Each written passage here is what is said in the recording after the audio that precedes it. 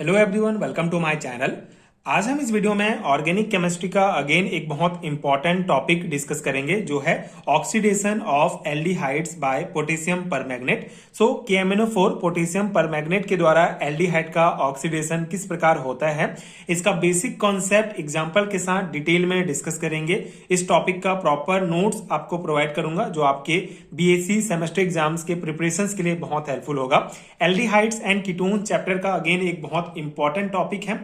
So start करते हैं इसके बेसिक कॉन्सेप्ट से। So aldehydes are easily oxidise compounds because they contain a hydrogen atom attached to the carbonyl carbon CHO group. When aldehyde are treated with strong oxidizing agent like potassium permanganate KMnO4, they are readily oxidized to corresponding carboxylic acid। ठीक है, तो ये basic introduction है। Basically जो aldehydes होते हैं वो easily oxidise हो जाते हैं क्योंकि उनमें CHO ग्रुप प्रेजेंट होता है, जिसमें कार्बोनिल कार्बन से हाइड्रोजन अटैच होता है। ठीक है, इसका मतलब क्या है, आपको एल्डिहाइड का जनरल स्ट्रक्चर पता है। ये होता है हमारा RC double bond O and ये हमारा H होता है। तो ये जो हमारा कार्बोनिल ग्रुप होता है, इसके कार्बन से हाइड्रोजन डायरेक्टली अटैच होता है।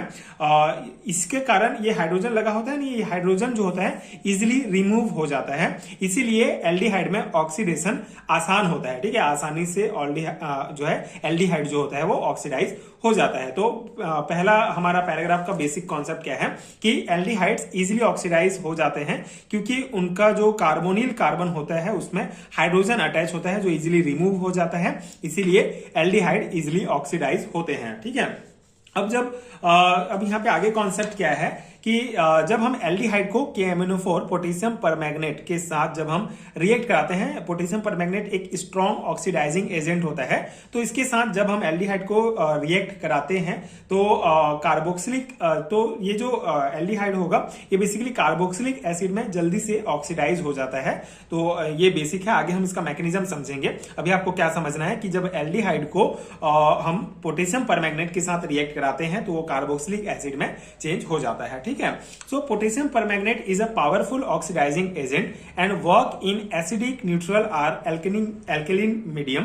During the reaction, the aldehyde loses hydrogen and gains oxygen, converting the CHO group into COOH group. In the process, the purple color of KMnO4 disappear, which indicate oxidation. ठीक है, तो ये जो reaction का basic concept है यहाँ पे समझाया गया है। कॉन्सेप्ट क्या है कि जब KMnO4 को रिएक्ट कराया जाता है एल्डिहाइड के साथ, तो KMnO4 जो है एक स्ट्रॉन्ग पावरफुल ऑक्सीडाइजिंग एजेंट होता है जो कि एसिडिक, न्यूट्रल और एल्कलीन मीडियम में काम कर सकता है। ठीक है, तो जब ऑक्सीडेशन रिएक्शन होता है तो रिएक्शन के दौरान क्या होगा, जो एल्डिहाइड होंगे, एल्डिहाइड हाइड्रोजन लूज करते हैं। ऑक्सीडेशन रिएक्शन है तो सिंपल सा इसका कॉन्सेप्ट है कि हाइड्रोजन लूज होगा और ऑक्सीजन गेन होगा। ठीक है, तो ऑक्सीडेशन रिएक्शन के दौरान जो एल्डिहाइड्स होते हैं वो हाइड्रोजन लूज करते हैं एंड ऑक्सीजन गेन करते हैं, जिससे जो हमारा CHO ग्रुप होगा, ठीक है, CHO group O COOH group carboxylic acid में चेंज हो जाता है। ठीक है, इस प्रकार से ये पहला कॉन्सेप्ट होता है। और ये ऑक्सीडेशन कंप्लीट हुआ ये कैसे पता चलेगा, बेसिकली इस प्रोसेस के दौरान जो पर्पल कलर होता है KMnO4 का वो डिसअपियर हो जाता है। ठीक है, जो क्या इंडिकेट करता है कि यहाँ पे ऑक्सीडेशन का जो रिएक्शन है, जो प्रोसेस है वो कंप्लीट हो गया है। ठीक है, तो ये बहुत बेसिक से पॉइंट है। इसका एग्जांपल हम समझते हैं।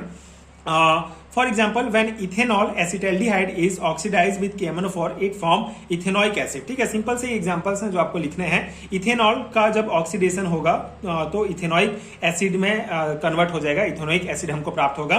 इसी प्रकार जब बेंजल्डिहाइड ऑक्सीडाइज होगा तो बेंजोइक एसिड में चेंज हो जाएगा। ठीक है, तो ये दो इंपॉर्टेंट एग्जांपल्स हैं जो आपको लिखना है।